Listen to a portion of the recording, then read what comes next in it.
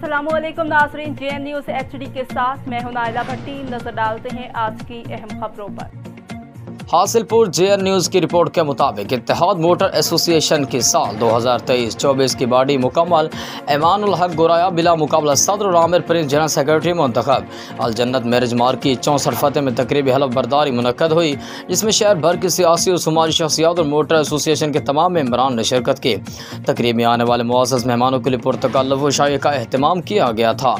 मुंतखब अहदेदारान के नाम और ओहदा सरपरस्त आला अयाज समीजोया, साबिक सदर Waris Sarwaria, chairman Chaudhry Mohammad Anwar, vice chairman Rana Chand, सदर ईमानुल हक गुराया, सीनियर नायब सदर मियां अफजल, नायब सदर खान सज्जाद अब्बासी, नायब सदर मुख्तियार भुट्टा, नायब सदर Waseem Jat, general secretary Aamir Prince, additional secretary Ishaq Bhatti, finance secretary Hamad Bhatti, information secretary हाजी कैसर भट्टी, मजालिस आमला चाचा रियाज चौधरी, फैसल महमूद चौधरी, हसन महमूद, वकार बाजवा, रियाज जोया, इसहाक सुखेरा चौधरी, मंजूर हाजी इमानत, हाजी अकरम, राव उस्मान, तमाम अहदेदारान ने मियां कासिम पीरजादा की सरपरस्ती में हल्फ उठाया।